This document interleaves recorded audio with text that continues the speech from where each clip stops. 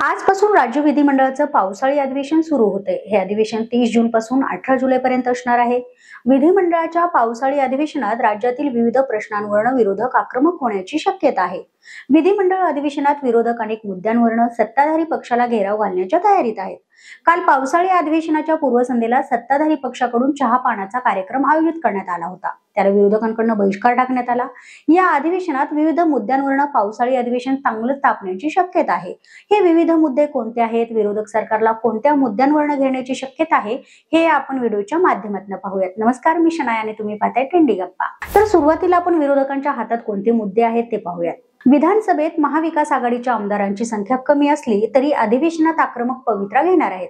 त्यांच्या मुद्द्यांची यादी फार मोठी आहे। त्यात शेतकऱ्यांना कर्जमाफी असेल, शेतमालाला हमीभाव असेल, महागाई, रोजगार, शिक्षण आणि प्रशासनातील गैरव्यवहार, शक्तीपीठ महामार्ग विरोध, समृद्धी महामार्गाची दूरदर्शा यासारख्या विविध मुद्द्यांवर सरकारला घेण्याची तयारी विरोधकांनी केली आहे। अधिवेशनाला सुरुवात शोक प्रस्तावाने होणार असल्यामुळे आज विशेष कामकाज अपेक्षित नाही। मात्र विरोधकांचं आंदोलन हे सरकार विरुद्धचा सूर दाखवणारं नक्कीच ठरणार आहे।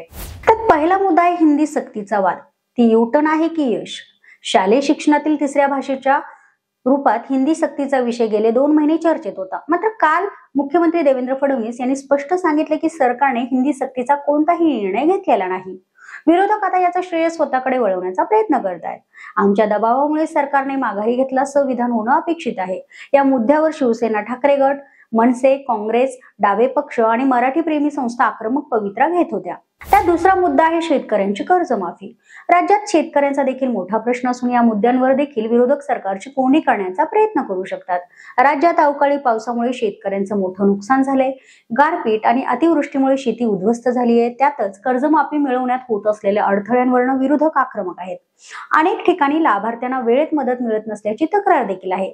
प्रहारचे बच्चे कडू आधीच आंदोलनाच्या पवित्र्यात आहेत।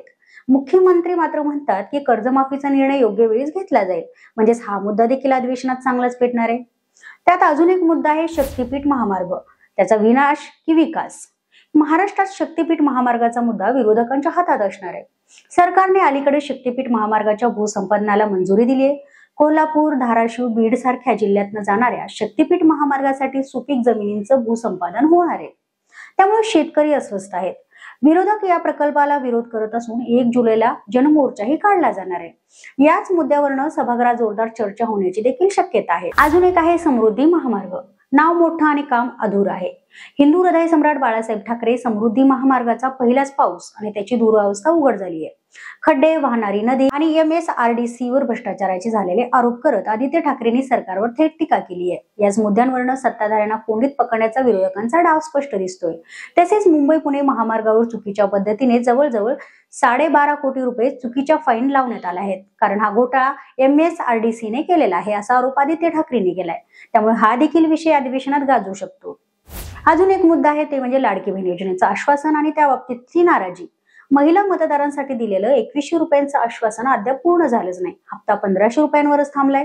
या मुद्द्यांवरही सरकारची अडचण वाढू शकते। अजून एक मुद्दा आहे विरोधी पक्षनेतेपदाचा गोंधळ। विरोधी पक्षनेतेपदासाठी ठाकरे गटाचे भास्कर जाधव यांचं नाव सुचवण्यात आलं असलं तरी सभापतींनी कोणताही निर्णय जाहीर केला नाही। सत्ताधारी त्यांच्याकडेच पुरेसं संख्याबळ नसल्याचा मुद्दा मांडत आहेत, तर विरोधक म्हणतात की हे नियमानुसार आवश्यकच नाही। हा वादही अधिवेशनात चर्चेचा विषय बनू शकतो। एकूणच काय तर राज्य सरकारमध्ये सत्ताधारी महायुतीचं संख्याबळ भक्कम असलं तरी अल्पसंख्याक महाविकास आघाडीचे आमदार विरोधी पक्ष म्हणून आपली जबाबदारी कशी पार पाडतात याकडे राजकीय वर्तुळाचं लक्ष लागलंय।